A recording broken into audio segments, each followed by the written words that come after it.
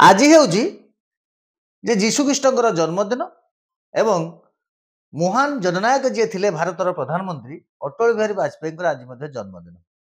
ଆଜି ଏ ଜନ୍ମଦିନ ପରିପ୍ରେକ୍ଷୀରେ ଆମେ ଏମିତି ଜଣେ ଲୁକାୟିତ ପ୍ରତିଭାକୁ ଆପଣଙ୍କ ସମ୍ମୁଖରେ ଆଣିବୁ ଯାହାକି ଆପଣ ମଧ୍ୟ ତାଙ୍କ କଥା ଶୁଣି ତାଙ୍କ ପ୍ରଶଂସା ନ କରି ରହିପାରିବେନି।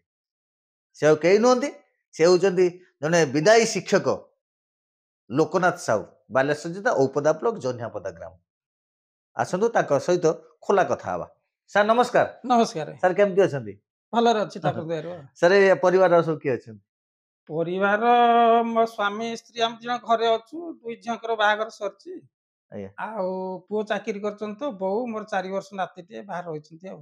ଆଚ୍ଛା ସାର୍ ଗୋଟେ କଥା, ଆପଣ ଜଣେ ସାର୍ ଶିକ୍ଷକ କାର୍ଯ୍ୟକଳାପ ଆପଣଙ୍କର ସରିଗଲାଣି, ଆଜ୍ଞା ଆଉ ମଧ୍ୟ ଶିକ୍ଷାଦାନ ଦେବା ପାଇଁ ଏମିତି ମଧ୍ୟ ଆପଣ ସ୍କୁଲକୁ ଯାଉଛନ୍ତି। ଆଜ୍ଞା ସାର୍ ଗୋଟେ କଥା କୁହନ୍ତୁ ଯେ ବର୍ତ୍ତମାନ ଶିକ୍ଷକ ଛାତ୍ର ବା ଶିକ୍ଷୟିତ୍ରୀ ଛାତ୍ରୀ ଆଜ୍ଞା ଏ ଯୋଉ ପରସ୍ପର ଯୋଉ ଭାବନାଟା ଆଗରୁ ଥିଲା ଆଜ୍ଞା ଯେ ବର୍ତ୍ତମାନ ପାଇଁ ଆଉ ଛାତ୍ରଛାତ୍ରୀ ଜଣେ ବା ଛାତ୍ରୀ ଭୟଭୀତ କରୁନାହାନ୍ତି, ଆଉ ଆଗ ଭଳି ସେମାନଙ୍କ ନାହିଁ ମଧ୍ୟ, ସେମାନେ ଯେହେତୁ ଦଣ୍ଡ ବିଧାନ ନାହିଁ, ତେଣୁ ସାର୍ ଏଇ ଯୋଉ ଏକ ପ୍ରକାର ଗୋଟେ ସମ୍ପର୍କର ଗୋଟେ ପୂର୍ଣ୍ଣଚ୍ଛେଦ ପଡିବା ପାଇଁ ବସିଲାଣି ବା ଗୋଟେ ଭୟଭୀତ ଶବ୍ଦର ଅର୍ଥ ଯୋଉଟା ଥିଲା ସେଇଟା ବର୍ତ୍ତମାନ ପୂର୍ଣ୍ଣଚ୍ଛେଦ ପଡ଼ିଲାଣି। ଆଜ୍ଞା ସାର୍ ତାକୁ ଆପଣ କେମିତି ଗ୍ରହଣ କରୁଛନ୍ତି? ନା ଆଜ୍ଞା, ସେଇ ଯୋଉ ସମ୍ପର୍କ ପୂର୍ଣ୍ଣଚ୍ଛେଦ ପଡିନାହିଁ, ସେ ଆଜ୍ଞା ହଉଛି କଣ, ବର୍ତ୍ତମାନ ପିଲା ଆଗଠାରୁ ଟିକେ ଭୟ କରୁନାହାନ୍ତି। ଆଉ ତାଙ୍କର ମୁଖ୍ୟ ଜିନିଷ ହେଲା, ସେ ଯଦି ସଂସ୍କାର ତାଙ୍କ ପରିବାରରୁ ବା ଶିକ୍ଷକଙ୍କ ଠାରୁ ସଂସ୍କାରଟା ଯଦି ସେ ଶିଖିବେ, ହୁଁ। ତାହେଲେ ଆପାତତଃ ଟିକେ ଶୃଙ୍ଖଳାରେ ପିଲା ସମୟ ଅତିବାହିତ କରିବ ଏବଂ ଶୃଙ୍ଖଳାରେ ସେ କାର୍ଯ୍ୟକଳାପ କରିବ, ପାଠ ବି ପଢ଼ିବ। ଯେ ପୂର୍ଣ୍ଣଚ୍ଛେଦ ରହିନାହିଁ, କେବଳ ଏଇଥି ହେଉଛି ଟିକେ ପିଲା ଆଗଠାରୁ ଏବେ ଟିକେ ସ୍ୱାଧୀନତା ରହୁଛନ୍ତି, ଟିକେ ଫ୍ରି ରହିଯାଉଛନ୍ତି ଆଉ, ଯାହାଦ୍ୱାରା କି ଆଉ ସେ ତାଙ୍କର ଏଇଟା ଟିକେ ଅବହେଳା ହେଉଛି ଆଉ। ସାର୍ ଯୋଉ ଆପଣ କହିବା ଅନୁଯାୟୀ ପୂର୍ଣ୍ଣଚ୍ଛେଦ ପଡିନାହିଁ, ଏ ଏକ ପ୍ରକାର ବୁଝିବାକୁ ଗଲେ ଠିକ। ସାର୍ ସେଟା କଣ କଲେ ହେଇପାରିବ, ଯେ କଣ କଲେ ହଁ ଆଜ୍ଞା ଅଛି। ନା ସାର୍ ଭଲ ଜଣେ ପିଲା, ଜଣେ ଭଲ ମେରିଟ ପିଲା, ସେ ତା ଭବିଷ୍ୟତ ଗଢିବା ପାଇଁ ଚାହୁଁଛି, ଅଳ୍ପ ସମୟ ଭିତରେ ବା ସେ ସ୍କୁଲକୁ ଆସିକି ଆଜ୍ଞା ସେ ମନ ଭିତରେ କଣ ଗୋଟେ ଭାବିଥାଏ କି ଭାବଧାରା ଆଣିକି ସେ ତା ଭିତରେ ଡିଷ୍ଟର୍ବାନ୍ସ ହେଇଯାଉଛି, ଯାହା ଫଳରେ କି ସେ ଶିକ୍ଷକ ଉପରେ ବିରକ୍ତ ପାଉଛି, ଶିକ୍ଷୟିତ୍ରୀ ଉପରେ ବି ବିରକ୍ତ ପାଉଛି, ଭବିଷ୍ୟତ ତାର ବି ନଷ୍ଟ ହଉଛି। ଆଜ୍ଞା ସେଟା କେମିତି ସାର୍, ତାକୁ କେମିତି ସେ କରିପାରିବ? ସେଟା ହେଇପାରିବ, ପିଲାର ନିଶ୍ଚିତ ଭଲ ଉନ୍ନତି ହେଇପାରିବ। କାରଣ ଯେତେବେଳେ ପିଲା ଛୋଟବେଳରୁ କିଛି ଜାଣି, ଭଲ ଆଉ ଖରାପ, ଭଲ ରାସ୍ତା କ'ଣ ଖରାପ ନିଜେ ପିଲା ଜାଣିପାରେ ନାହିଁ। ଆଜ୍ଞା ତେଣୁ ଖରାପରୁ ଭଲ ରାସ୍ତା ଯିବା ପାଇଁ ଘରେ ବାପା ମା ପ୍ରବର୍ତ୍ତାଇବା ସହିତ ସ୍କୁଲରେ ଶିକ୍ଷକ ଶିକ୍ଷୟିତ୍ରୀଙ୍କ ଠାରୁ ମଧ୍ୟ ସେ ଭଲ ରାସ୍ତା ସେ ଗ୍ରହଣ କରିବା ଉଚିତ। ସେ ତାଙ୍କୁ ନିଶ୍ଚିତ ତାଙ୍କୁ ସେ ଭଲ ରାସ୍ତା ଶିକ୍ଷକ ଶିକ୍ଷୟିତ୍ରୀଙ୍କୁ ଦେଖେଇବେ। ଏମିତି ସାର୍ ଆପଣ ଭାବୁଛନ୍ତି କି ଯେ ଶିକ୍ଷକ ବା ଶିକ୍ଷୟିତ୍ରୀ ଜଣେ ଭୟଭୀତ କରିବାର ବାଟ ସେ ତିଆରି କରିବେ, ଏଇଟା ସାର୍ ଏମିତି ଭାବୁଛନ୍ତି କି?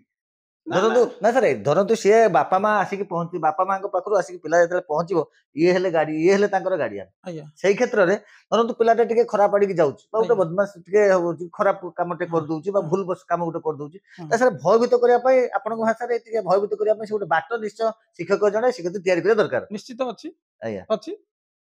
ତାର ବାଟ ହଉଛି ଗୋଟିଏ ପ୍ରଧାନ ବାଟ ପିଲାର ଆଜ୍ଞା ଭବିଷ୍ୟତ। ଆପଣ କହିବା କଥା ଯେ ଭବିଷ୍ୟତ ପିଲାର ଉନ୍ନତି ହବ ଶିକ୍ଷାଦାନ ସହିତ, ତାର ଭଲ ମଣିଷ ବା ଭଲ ମଣିଷ ଭବିଷ୍ୟତ ନିଶ୍ଚିତ ଗଠନ କରିପାରିବ। ଆଜ୍ଞା ତାର ଗୋଟିଏ ମୁଁ ଯାହା ଅନୁଭୂତିରୁ, ମୁଁ ସମାଜରୁ ମୁଁ ଅନୁଭୂତି ନେଇକି ଯାହା ମୁଁ କହୁଛି, ଯେ ପିଲାଟା ପାଠ ପଢା ଆରମ୍ଭରୁ ସେ ପ୍ରଥମ ଗୁରୁ ତାର ବାପା ମା ହେଲେ। ତେଣୁ ତାକୁ ପାଠ ପଢା ସହିତ ତାକୁ ସଂସ୍କାର ବା ଭଲ ନୀତି ନିୟମ ଶିଖେଇବାଟା ଦରକାର ଏବଂ ସେଇ ଶୃଙ୍ଖଳା ନୀତି ନେଇ ସ୍କୁଲକୁ ଆସିବ। ସ୍କୁଲରେ ମୋ ଶିକ୍ଷକ ଶିକ୍ଷୟିତ୍ରୀ ମାନେ ଶିକ୍ଷାଦାନ ଦେବା ସହିତ ତାକୁ ସଂସ୍କାର ନୀତିଟା ଅଧିକ ଗୁରୁତ୍ୱ ଦେବା ଆବଶ୍ୟକ। ସଂସ୍କାର ଜିନିଷ ହେଲା, ଆପଣ ଜାଣିଥିବେ, ଯୋଉଟାକି ପିଲା ଗୁରୁଜନଙ୍କୁ ସମ୍ମାନ ଦେବ, ଶିକ୍ଷକ ଆଉ ବାପା ମା ତାଙ୍କୁ ଉପଯୁକ୍ତ ସମ୍ମାନ ଦେବ, ଭଦ୍ରାମୀ ବ୍ୟବହାର କରିବ, ସମାଜର ଯେକୌଣସି ଅଫିସ ଯେକୌଣସି କାର୍ଯ୍ୟ ସ୍ଥାନକୁ ଗଲେ ମଧ୍ୟ ସମସ୍ତଙ୍କୁ ଉପଯୁକ୍ତ ରେସ୍ପେକ୍ଟ ଦେବ, ଧୀର ସ୍ଥିର ହେବ ଏବଂ ସତ କଥା କହୁଥିବ, ସେ ମିଥ୍ୟା କହିବାକୁ ଭୟ କରୁଥିବ। ଏହିପରି ଶିକ୍ଷା ଆମ ଘର ପରିବାର ଠାରୁ ଶିଖିକି ଆସିବ। ଆଉ ସିଏ ନିଶ୍ଚିତ ଭାବରେ ସେ ରେସ୍ପେକ୍ଟ ଶିକ୍ଷକ ଶିକ୍ଷୟିତ୍ରୀଙ୍କୁ ଦେବା ସହିତ ଶିକ୍ଷକ ଶିକ୍ଷୟିତ୍ରୀଙ୍କ ଆଶୀର୍ବାଦ ରହିବ ଏବଂ ତାଙ୍କର ସ୍ନେହ ଶ୍ରଦ୍ଧା ଅଧିକ ପିଲା ପ୍ରତି ପଡ଼ିବ। ତେଣୁ ପିଲାର ଭୟ ରହିବ ନାହିଁ। ପିଲା ଶିକ୍ଷକ ଭିତରେ ତାଙ୍କର ଯୋଉ ସମ୍ପର୍କଟା ନିବିଡ଼ ରହିବା ସହିତ ଆଉ ତାଙ୍କର ପିଲା ସହିତ ପ୍ୟାରେଣ୍ଟଙ୍କ ନିବିଡ଼ ସମ୍ପର୍କ ରହିବ। ପିଲା ନିଶ୍ଚିତ ଭଲ ପଢ଼ିବ, ଶୃଙ୍ଖଳା ହେବ। ତା ଭବିଷ୍ୟତ ଭଲ ମଣିଷ ସେ ଭବିଷ୍ୟତକୁ ହେଇପାରିବ, ଭଲ ଶିକ୍ଷା ଅଧ୍ୟୟନ ସେ କରିପାରିବ। ଆଜ୍ଞା ନିଶ୍ଚିତ। ସାର୍ ଇଏ କେବେ ରିଟାୟାର୍ଡ କଲେ ସାର୍? ମୁଁ ତ 31/1/2023 ରୁ ରିଟାୟାରମେଣ୍ଟ କଲି। ଆଚ୍ଛା ଲମ୍ବା କାଳୀନ ସାର୍ ଶିକ୍ଷକତା ଆଜ୍ଞା। ଅନୁଭୂତି ସାର୍ କଣ ତ ଗୋଟେ ଥାଇପାରେ? ତ ଅନୁଭୂତି ତ ଅନେକ, ତଥାପି ମୋର ଗୋଟିଏ ଅନୁଭୂତି ଅଛି ଯୋଉଟାକି ମୋ ସାରା ଜୀବନ ଭୁଲି ହବନି ଆଜ୍ଞା।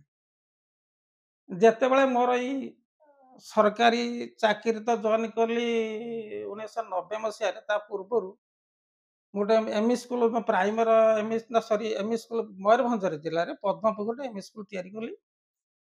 ଯୋଉଟାକି ସେ ମୟୂରଭଞ୍ଜ ଫାଷ୍ଟ ଜିଲ୍ଲା? ମୟୂରଭଞ୍ଜ ଜିଲ୍ଲାର ଆଜ୍ଞା ପଦ୍ମପୁକୁରରେ ଗୋଟେ କଲି, ଯୋଉଟାକି ଆମର ବାଲେଶ୍ୱର ମୟୂରଭଞ୍ଜ ବୋର୍ଡରେ ସେ ସ୍କୁଲଟି। ସେ ସ୍କୁଲଟିକୁ ମୁଁ ଯାଇ ଆଉ ଜଣେ ଶିକ୍ଷକ ଷ୍ଟାଫକୁ ନେଇ ଯାଇଥିଲି। ଆମ 2 ଜଣ ସେ ସ୍କୁଲଟାକୁ ଗଠନ କଲୁ ହୁଁ। ଏବଂ ରାଧାକୃଷ୍ଣ ନାରୀ ସ୍କୁଲଟି ଦେଇଥିଲୁ। ଆଉ ଯାହା ସେତେବେଳେ ପ୍ରାଇଭେଟ ସ୍କୁଲ ଥିଲା, ଆଉ ସେତେବେଳେ ମୁଁ ସ୍କୁଲ ଦିନେ ବାହାରି ନିତ୍ୟକର୍ମ ସାରି ଯାଉଛି ସ୍କୁଲକୁ। ଆମ ସ୍କୁଲ ଆଉ ଘର ମଝିରେ ଗୋଟେ ପାହାଡ଼ ଥାଏ ଏବଂ ସେ ପାହାଡ଼ରେ ରାସ୍ତା ବର୍ତ୍ତମାନ ପରି ନାହିଁ। ଚାଲି ଯାଆନ୍ତି ଆଉ ରାସ୍ତାରେ ସାଇକେଲ ଗଡ଼େଇ ଯାଆନ୍ତି ସେ ପାହାଡ଼ଟା କେବଳ।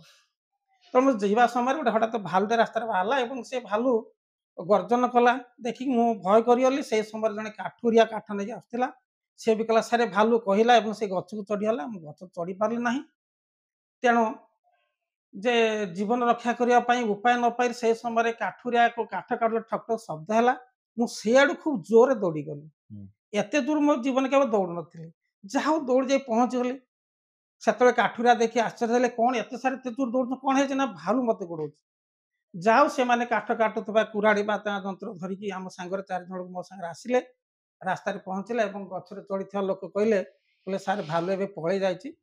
ଯାଉ ସେ ଓହ୍ଲେଇକି ଆସିଲା ଏବଂ ସେ କାଠୁରିଆ ଆଣି ମତେ ସ୍କୁଲରେ ଛାଡ଼ିଲେ।" ଯାହା ମୋ ସ୍କୁଲକୁ ଏଇ ଗୋଟେ ଅଭିଜ୍ଞତା। ଆଉ ଯାହା ତାପରେ ତ ମୁଁ ସ୍କୁଲ ଟ୍ରେଣ୍ଡ ହେଲା ପରେ 1990ରେ ତ ମୁଁ ଜଏନ୍ କଲି ଶିକ୍ଷାକର୍ମୀ ପିରିୟଡ଼ରେ ଆଉ। ତାପରେ ସ୍କୁଲ ଛାଡ଼ିଲି ଆଉ। ଇଏ ସ୍ୱଳ୍ପ ସମୟ ଭିତରେ ଯେ ବିଦାୟକାଳୀନ ଶିକ୍ଷକ ଅଛନ୍ତି ଲୋକନାଥ ସାହୁ, ତାଙ୍କ ପାଖରୁ ତ ତାଙ୍କ ଅନୁଭୂତି ଏବଂ ତାଙ୍କ କହିବା ମୁତାବକ ଯେ ଜଣେ ପିଲା ଭବିଷ୍ୟତ ଗଢ଼ିବା ପାଇଁ ହେଲେ ବାପା ମାଆଙ୍କଠୁ ସଂସ୍କାର ଶିଖିବା ସହିତ ଯେ ଏଠି ଯିଏ ଅଛନ୍ତି ଶିକ୍ଷକ ଅଛନ୍ତି ତାଙ୍କ ପାଖରୁ ମଧ୍ୟ ସଂସ୍କାର ଶିଖିବା ନିହାତି ଦରକାର ଏବଂ ସଂସ୍କାର ଶବ୍ଦର ଅର୍ଥକୁ ଠିକ ଭାବରେ ବିନିଯୋଗ କରିପାରିବା ଦରକାର। ନମସ୍କାର। ନମସ୍କାର।